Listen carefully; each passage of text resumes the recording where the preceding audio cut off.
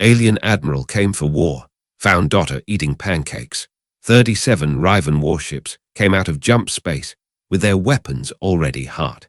Admiral Scific Vihal watched them spread across the tactical display around Hearthpoint Frontier Relay, forming the spearhead pattern that had broken 3 rebellions and ended the Korath border conflict in 11 days. This time, he had not come to force a surrender. He had come for his daughter. Formation complete, Captain Torvek Sen reported from the lower command tier of the Spear of Valor. Human traffic has stopped. Their defense platforms are tracking us.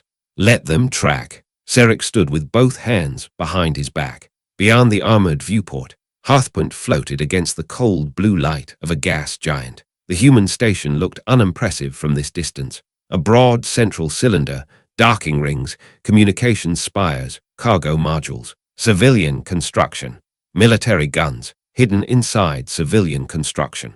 Humans loved pretending useful things were harmless until someone tested them. 3 days earlier, Nara Vihal's diplomatic courier had vanished near the border. 2 days earlier, wreckage had been found. Human weapon residue covered the remains. A damaged transmission recovered from the courier contained 7 seconds of Nara's voice, then screaming static, then nothing. Scific had listened to those 7 seconds 46 times. He had not listened a 47th. The Riven High Command had authorized him to cross the border, recover survivors if any remained, and destroy whatever human force had committed the attack. Scific had rewritten that order in his head. Find Nara. Everything else came after. Transmit, he said. Torvek nodded. A channel opened across the bridge. Scific faced the pickup. This is Admiral Scific Vihal of the Riven 1st Spear Fleet. Hearthpoint Relay, you are surrounded. You will disable defensive targeting, release all Riven prisoners in your custody, and surrender those responsible for the attack on diplomatic vessel Kithra 7. He paused. Every officer on the bridge was watching him. You will also return Nara Vihal. No one moved. Scific continued. If those demands are refused, I will consider Hearthpoint an armed participant in the attack and act accordingly. He cut the transmission. Torvek leaned toward him. You should have given them a deadline. They understand clerks. They may interpret restraint as uncertainty. Scific looked at his captain. Do I appear uncertain? Torvek lowered his eyes. No, Admiral. The answer from Hearthpoint came 23 seconds later. That alone bothered Scific. Humans should have needed longer. They should have argued. They should have checked command authority. They should have asked what evidence the Riven possessed. Instead, a human face appeared on the main display. Male, dark uniform, short gray beginning at the temples, no visible decorations except a narrow silver station insignia. Admiral Vihal, Commander Elias Wren, Hearthpoint. Where is my daughter? Wren's expression changed slightly. Not fear. Something closer to confusion. Nara Vihal. Scific's claws pressed into his palm. You know exactly whom I mean. Yes, Admiral, I do. Scific stepped closer to the display. Then answer. She's alive. Silence swallowed the bridge. Scific heard someone behind him inhale. He did not turn. Show me. We can do better. Torvek's head snapped toward the screen. Wren continued. You may board Hearthpoint and see her yourself. Scific stared at him. There were responses he had prepared for.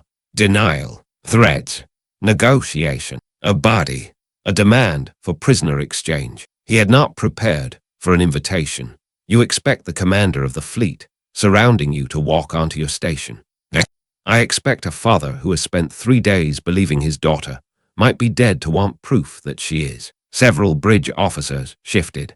Torvek spoke before Scific could. Admiral, this is obviously a trap. Wren heard him. If we wanted your Admiral dead, Captain, inviting him to breakfast would be a strange way to start. Breakfast, Scific said. Wren glanced aside. Yes. Scific waited. The commander offered nothing else. You will send my daughter to my ship. I'm afraid she has refused. For the first time that morning, Scific forgot to control his face. She refused. Yes. That is not her decision. A voice somewhere near Wren muttered something too low for the translator. Wren's mouth tightened. Based on the last hour, Admiral, I'm not sure anyone here has successfully explained that to her. Sarek ended the channel. Torvek stood. You cannot go. Sarek turned slowly. I believe you have confused your position with mine. If they have her, they can use her against you. If they have her, remaining here changes nothing. They could fake her voice, her appearance, her memories. Torvek stopped. Sarek moved toward the bridge exit. You will hold fleet formation. No weapons discharge without my direct authorization.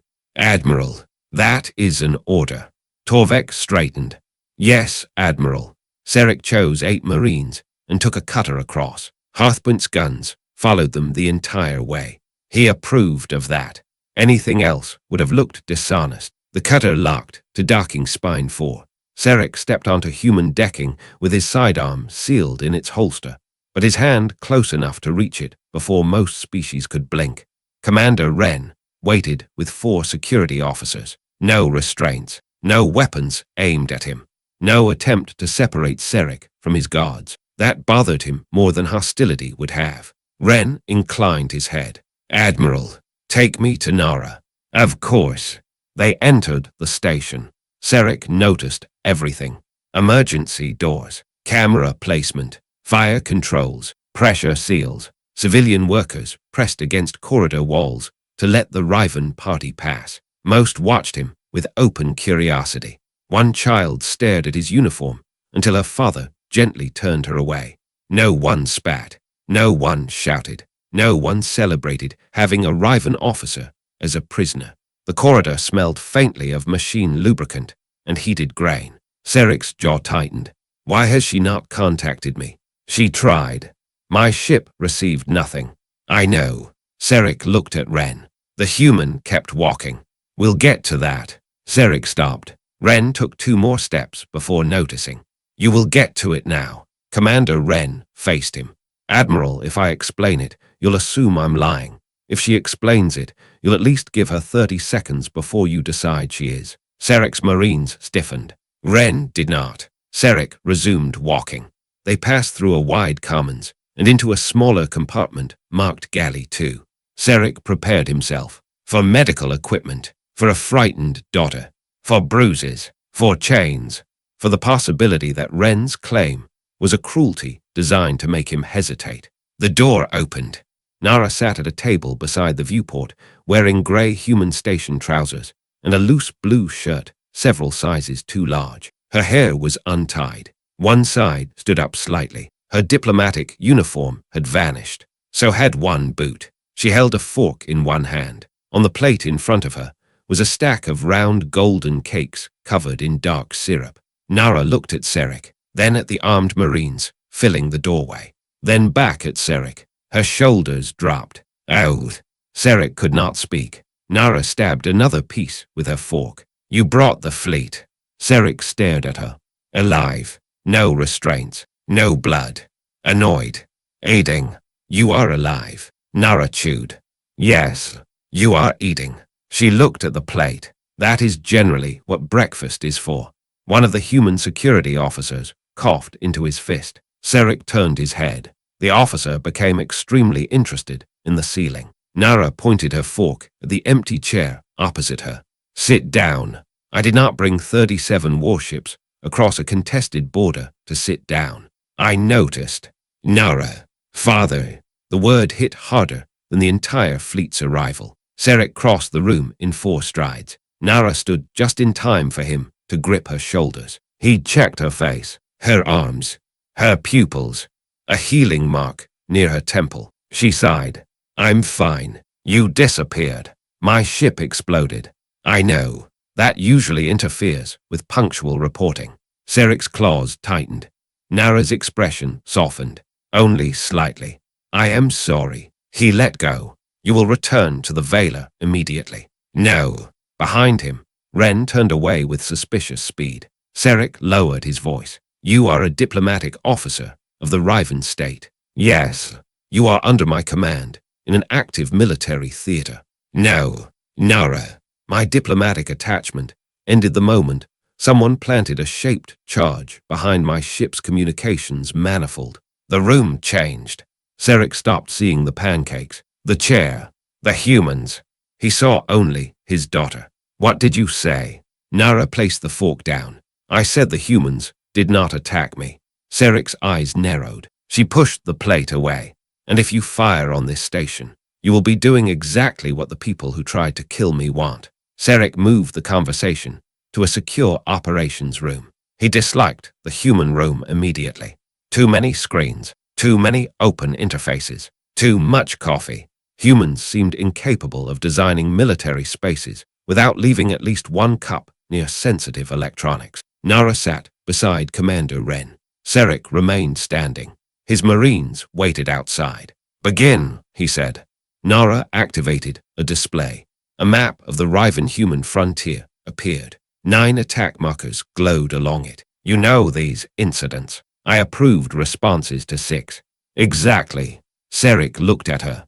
Nara enlarged the first marker. 3 months ago. Cargo station Leth Erin. Human missile fragments recovered. Confirmed. By whom? Our Weapons Analysis Bureau. Which office? Sarek knew the answer. He did not like that she had asked. Fleet Strategic Review. Under whose authority? Nara. Say it. Captain Torvik Sen. She changed the display. Second incident. Third. Fourth. Each supposedly different human attack had produced fragments containing a particular microscopic distortion in the guidance lattice. Nara enlarged it until the pattern looked like a scratch through glass. Human manufacturing. Wren shook his head. Not quite. Nara answered. Copied human manufacturing. Sarek folded his arms. Explain. Commander Wren brought up another scan. 8 years ago, humans sold obsolete short-range guidance assemblies to a neutral security consortium. We later learned some were resold. To us. Nara nodded. To a Riven contractor called Vesk Defensive Systems. Sarek knew the company. Everyone in the fleet did. Vesk refurbished weapons hardware. They copied the human lattice. Badly, Wren said. That distortion is caused by a calibration method humans stopped using more than a decade ago. Sarek looked between them. You expect me to believe every analysis team in my fleet missed this? No, Nara said. That answer landed harder. She continued. I expect you to believe the analysis teams were given samples selected by people who already knew what conclusion they wanted. Sarek leaned toward the table. Your evidence. Nara opened another file. Kethra 7's original sensor record. A damaged starfield appeared. A ship moved at the edge of detection. Human weapons signatures bloomed. Then Nara froze the image. Look at the timing. Sarek did. Nothing seemed wrong. Then he saw it. The missile had transmitted a human guidance handshake before the launching vessel had cleared masking range. A real human firing system would have performed the handshake later. The difference was less than a second. But less than a second was enough. You noticed this. I noticed the same error in 5 incidents. And you told Torvik. I requested access to the raw archive. Sarek already knew the rest. He denied it. He delayed it. Torvik does not delay. No. Nara changed screens. Her diplomatic courier's maintenance record appeared. I copied what I could and left for Hearthpoint because Commander Wren's office had the human side telemetry. Sarek stared at her. You entered human space without authorization. I had authorization. From whom? Deputy Minister Kersh. I outrank Kersh. That is probably why she did not ask you. Wren examined his coffee. Sarek made a mental note to dislike him later. Nara continued. I never reached Hearthpoint. The charge detonated 2 hours after I crossed the border. Sarek looked at the healing mark on her temple. My pilot died. Her voice changed. Only a fraction. Sarek heard it. 2 crewmen died before we reached the escape compartment. The capsule launched with half its systems dead. Lantern 6 picked me up 7 hours later. Wren opened a rescue log. Names. Timestamps. Medical notes. Images of a damaged escape capsule rotating in black space. Sarek watched human salvage workers cut through its warped hatch. Nara appeared inside. Unconscious. Alive. The evidence was clean. Almost too clean. Sarek's training fought his fear. Fear fought relief. Relief fought anger. Why could you not transmit? Ren answered. We did. Saric turned. Your message never reached us. We sent 11. Impossible. That's what bothered me. Ren displayed communications logs. Every transmission toward the Riven fleet had been acknowledged by an intermediate Riven relay buoy. None had reached Saric's command network. Nara looked at him. Someone was filtering traffic. Saric's face became still. Torvek controls the forward relay protocols. Yes. He activated his wrist communicator. Connect me to the Spear of Valor. Static. The human operator shook his head.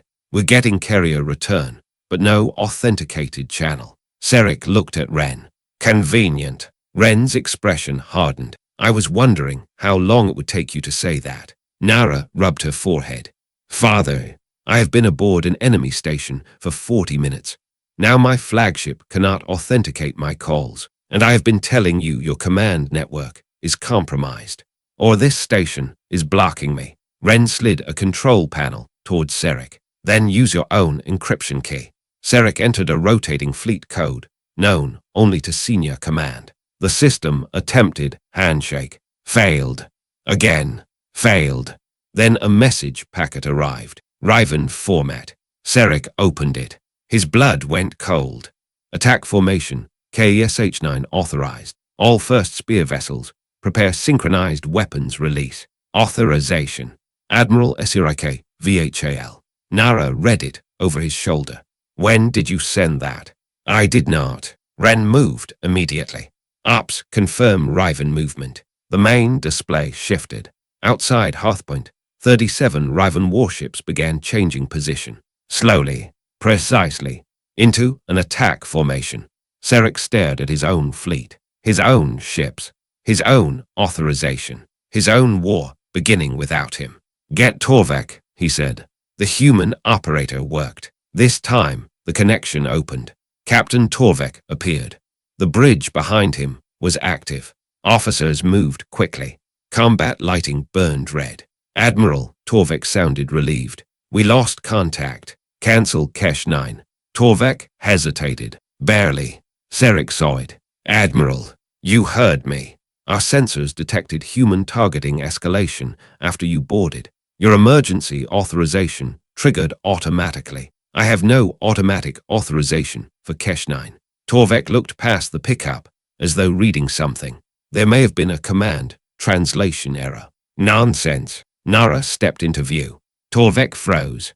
It was only for a heartbeat, but Saric had commanded officers for 40 years. He knew fear when it appeared. Nara, Torvek said. Disappointed. You are alive. Another excellent observation today. Torvek recovered. Admiral, if she is under duress. She is not. We cannot establish that through a human channel. You will establish it by obeying my order. Torvek's jaw tightened. Saric felt the room becoming very small. Captain Torvek Sen, by my authority as commander of First Spear, stand down Kesh 9 and return all vessels to holding formation. Torvek said nothing. Confirm. Admiral, the Fleet Council approved retaliatory authority. With respect, you may be compromised. There. The line crossed. Saric's voice went quiet. You are relieving me. I am protecting operational continuity. Nara closed her eyes. Ren whispered to his operator. Saric did not look away from Torvek. If you discharge a weapon at this station, Captain, I will classify the act as mutiny. And if humans are forcing you to transmit this, you have served under me for 19 years. Yes. Then you know no human in this station could force me to say anything. Torvek's nostrils widened. 37 ships came here because humans murdered Riven citizens. Nara stepped closer. No, 37 ships came here because you murdered them. Torvek disconnected. An alarm sounded. Ren turned. Multiple Riven vessels charging forward batteries. Saric looked through the command room window at the distant shapes outside. He had brought every one of them. He had placed Torvek in command of the bridge. He had given the man years of trust. Which vessels? He asked. The human operator marked 8. 8 out of 37. Not enough for certainty. Enough for disaster. Can you destroy them? Sarek asked. Ren looked at him. Yes. The answer was immediate. Sarek believed him. But if I fire first, every undecided captain out there sees exactly what Torvek needs them to see. Human guns killing Riven ships while their admiral is on our station. Sarek studied him. You would risk losing this station. I would rather risk the station than guarantee a war. A weapons alarm pulsed again. Nara looked at Sarek. You wanted proof. I have proof of mutiny, not the entire conspiracy. I have the rest. She moved to the display. A folder appeared. Sarek recognized Riven fleet cipher marks. You copied command traffic. I am your daughter. That is not an answer. It is the most accurate answer available. Despite everything, Ren almost smiled. Nara opened the files. Maintenance transfers, VESC guidance assemblies, false incident reports, relay routing commands, payment chains. Torvek's authorization appeared nowhere directly. He was more careful than that, but the pattern surrounded him. A network of officers and contractors, all connected to the same expansion faction. Border panic had increased military appropriations. It had stalled a peace agreement. It had given First Spear broader authority, and it had placed Torvek closer to control of the fleet. He did not need a war forever, Nara said. He needed enough war to make peace impossible. Sarek felt something inside him settle. Not calm. Direction. How long until those 8 ships can fire? 6 minutes, Ren said. Can you get me to the Veiler? No, they'll shoot any shuttle leaving us. Then I command from here. Your fleet authentication is being blocked. Not fleet-wide. Ren understood. You need a transmitter outside the compromised relay chain. Yes. Hearthpoint's communications chief spoke. Our emergency navigation beacon can punch direct line-of-sight bursts. Range. All local vessels. Can it carry Riven command encryption? The chief hesitated. If you give us the protocol. Sarek almost laughed. There were laws against sharing Riven command encryption with foreign powers. There were probably several laws against starting a war using forged orders too. Do it. Nara looked at him. That was fast. My fleet is 6 minutes from shooting you. 5.5, Ren corrected. Sarek pointed at him. I am still deciding whether I like you. Take your time. They moved. Hearthpoint changed around them. Civilian corridors emptied. Pressure doors sealed. Defense crews ran toward stations. Humans who had been carrying crates 20 minutes earlier strapped on emergency gear and became part of a machine preparing to survive an attack. Sarek saw no panic. That worried him. Species without panic were either foolish or experienced. Humans did not look foolish. They reached communications control. A technician connected Sarek's command unit to the emergency beacon. Encryption accepted, she said, but we have another problem. Of course we do. Your fleet is flooding local space with interference. Torvek, probably. We can get one clean burst if we redirect power. How long? 40 seconds. Ren looked at a tactical screen. You have 4 minutes. Do it. The lights dimmed. Hearthpoint's outer defense grid changed posture. Human guns tracked Riven ships without firing. Then one of the 8 mutinous vessels accelerated. Ren swore. Destroyer moving ahead of formation. The tactical display identified it. Blade of Char. Sarek knew its captain. Commander Velmar. Aggressive. Ambitious. Torvek had promoted him. Charging weapon. Nara gripped the console. Father, I see it. The destroyer's forward battery brightened. Hearthpoint reacted. Not with guns. A docking tug detached from an outer cargo arm and fired its engines remotely. The unmanned vessel crossed the destroyer's firing path. The Riven captain adjusted. Hearthpoint launched 3 more industrial drones. The destroyer adjusted again. Humans are throwing maintenance equipment at a warship, Sarek said. Ren did not look away from the screen. Maintenance equipment is cheaper. The first shot fired. A beam crossed the darkness. It struck one of the drones. Metal flashed white. Fragments spun outward. Every alarm in the station changed pitch. Sarek's stomach dropped. The war had almost begun, but the beam had not hit Hearthpoint. Not yet. Defense grid, Ren asked. Ready. Hold. Another Riven ship began charging. Then another. 3 minutes. The human technician raised her voice. Beacon almost ready. Sarek stood before the transmitter. He suddenly understood the problem. If he gave an emotional appeal, Torvek would call it coercion. If he accused Torvek without proof, loyal officers might hesitate. If he demanded obedience only by rank, half the fleet might obey simply because Torvek had already told them the Admiral was compromised. He needed something cleaner. Nara touched his arm. Show them. He looked at her. Show them what? Me. Sarek understood. The beacon lit. Channel available. Nara stepped beside him. Send visual. The technician nodded. Sarek looked directly into the pickup. This is Admiral Sarek Vihal. Authentication follows. He transmitted his personal command code. First spear vessels, cease all weapons preparation. A burst of static crossed the channel. Sarek continued. Nara Vihal is alive. Nara stepped fully into frame. I am alive, she said. I am not a prisoner. Humans recovered me after sabotage destroyed Kethra 7. The tactical display showed no change. Sarek continued. Evidence blaming humans for the attack was fabricated. I am transmitting original sensor records with this message. The data packet went. Nara added the maintenance logs, the copied guidance signatures, the relay interference. Then Sarek held up the forged Kesh-9 order. This command bears my authorization. He paused. I did not issue it. The first change appeared. One Riven cruiser stopped charging weapons. Then another. Torvek forced his way onto the broadcast. Fleet units disregard. The Admiral is under human control. Follow emergency continuity protocols. Sarek did not raise his voice. Captain Sen. Torvek stopped. You claimed Kesh-9 triggered automatically. Yes. There is no automatic Kesh-9 authority. Your command state was uncertain. Then you lied. Torvek's face hardened.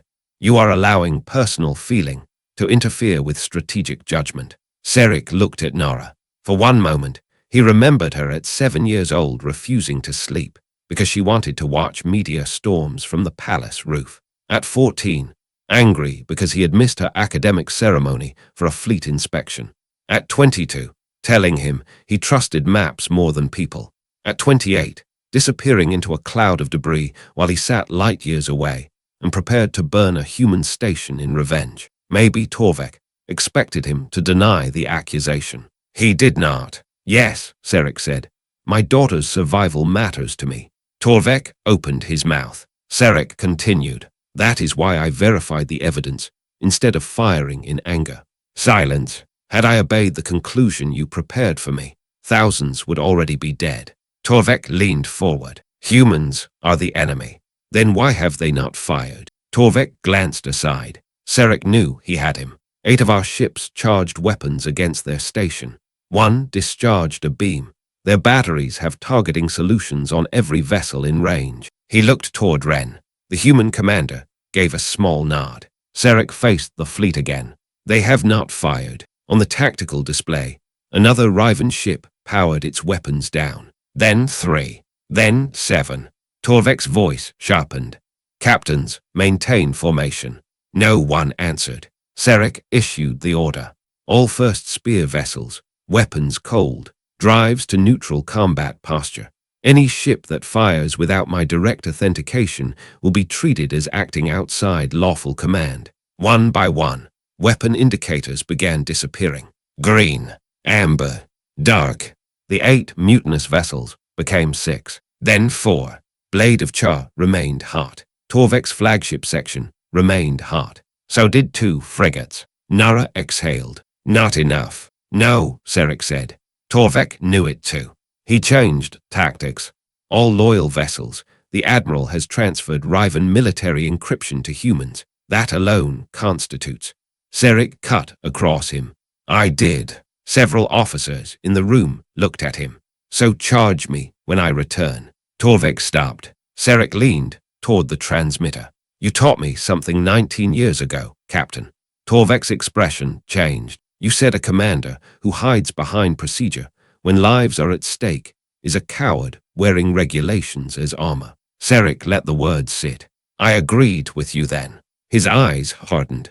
I agree with you now. The flagship feed shook. Torvek looked away from the pickup. Someone off-screen was speaking. No, Torvek said. Another voice. Louder. Torvek turned. Saric recognized Commander Ilian Voss, the Vela's security chief. Captain, Ilian said, now audible through the open channel. Stand away from the command station. Torvek stared at him. You are relieved. By whose authority? Admiral Vihal's.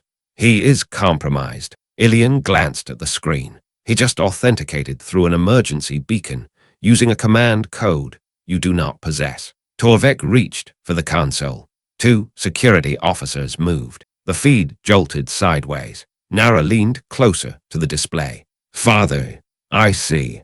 On the tactical map, the spear of Vela's weapon indicators vanished. The remaining frigates followed. Only Blade of Char remained hot. Commander Velmar's destroyer accelerated. Ren stepped toward his defense console. Admiral. Saric knew what he was asking. Permission would change, nothing legally. But Ren was giving him the choice anyway. Saric opened a direct channel. Velmar, power down. The destroyer continued. Commander, this is your final lawful order.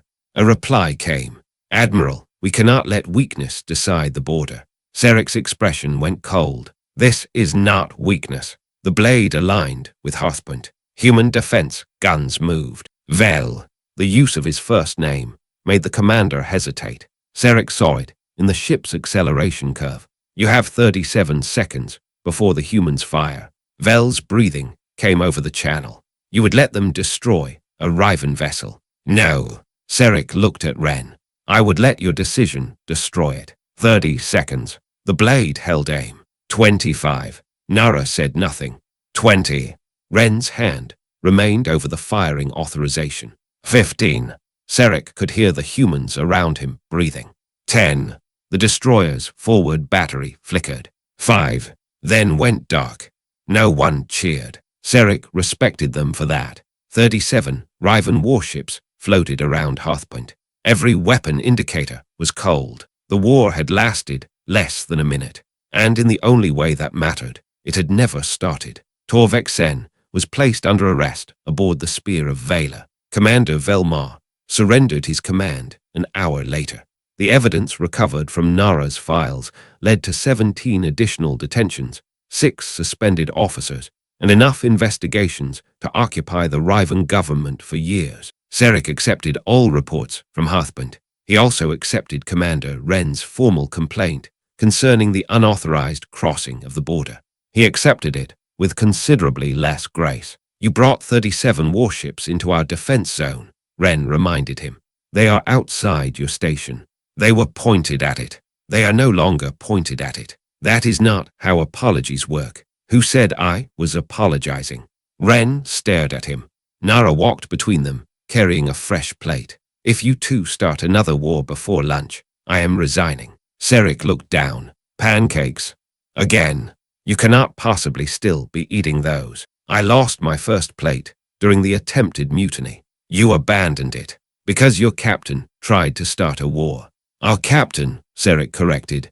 Not anymore. She had him there. The main galley was quieter now. Outside the broad viewport, the first spear fleet hung in disciplined formation. No weapons glow. No attack pattern. Just ships. Saric checked the time. I must return to the Vela. Nara sat. It can survive 10 minutes. Its captain was arrested. It currently has a competent acting commander. My government is demanding reports. They have survived without your report for almost 2 hours. There are 17 detained officers. They are unlikely to escape while you eat. Saric remained standing. Nara poured syrup onto the pancakes. He watched the dark liquid spread. You always do this. Do what? Behave as though serious situations are improved by irritating me. They often are. She pushed the empty chair opposite her with one foot. Saric looked toward the window. His fleet was waiting. His government was waiting. Commanders across the border were waiting to know whether the next transmission would contain a declaration of war, an apology, an accusation, or a demand. For 40 years, someone had always been waiting for Admiral Saric Vihal to decide something. He looked at his daughter. Nara had already started eating. 10 minutes, he said. 15. 10. 12. Nara. Fine. He sat. A human cook passed their table, saw the Admiral, and stopped. Saric looked up. The cook looked at Nara, then at Saric. You want a plate? No. Nara pointed her fork at him. Yes. The cook disappeared before Saric could object. You are abusing diplomatic protection. I almost died. You cannot use that forever. I can probably use it until tomorrow. The cook returned with another plate and placed it before Saric. 3 pancakes, a small container of syrup, something pale melting on top. Saric examined them as though they might contain an explosive. Nara continued eating. They are not poisoned. I did not ask. You were thinking it loudly. Saric picked up the fork. Outside the viewport, 37 warships that had arrived, prepared to begin a war, rested silently against the stars. He cut off a piece. Nara slid the syrup toward him. Saric gave his daughter one suspicious look. Then, at last, the alien admiral who had crossed the border for war took a bite of his pancakes.